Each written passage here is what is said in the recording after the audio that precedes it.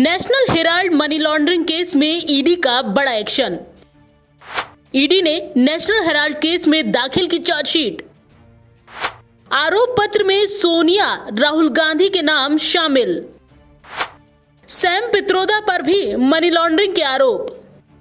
जी हां, national Herald case में ED का लगातार एक्शन जारी है। ईडी ने अब कांग्रेस के नेशनल हेराल्ड अखबार और एसोसिएटेड जर्नल लिमिटेड से जुड़े मनी लॉन्ड्रिंग केस में पहली बार चार्जशीट दाखिल की है। इसके बाद कांग्रेस नेता सोनिया गांधी और राहुल गांधी की मुश्किलें बढ़ने वाली हैं।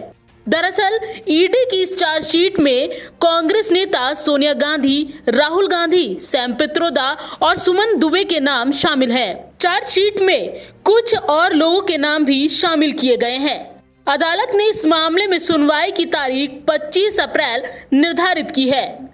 आपको बता दें कि ईडी ने ये कार्रवाई राहुल गांधी और सोनिया गांधी से जुड़ी कंपनी एसोसिएटेड जर्नल लिमिटेड की 700 करोड़ से अधिक की संपत्ति को जब्त करने की प्रक्रिया शुरू करने के कुछ दिन बाद ही की है।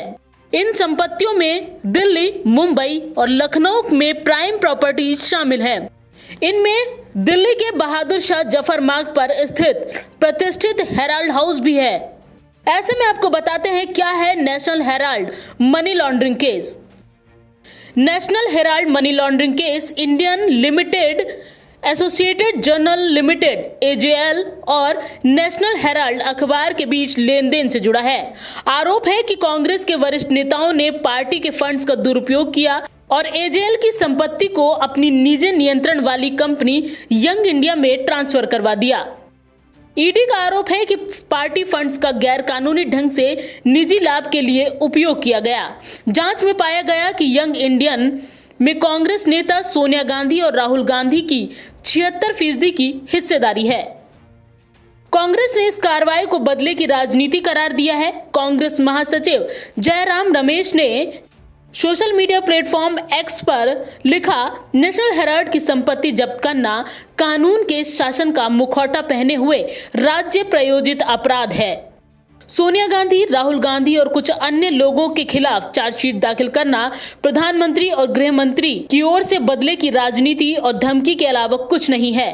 कांग्रेस और इसका नेतृत्व चुप नहीं रहेगा, सत्यमेव जयते।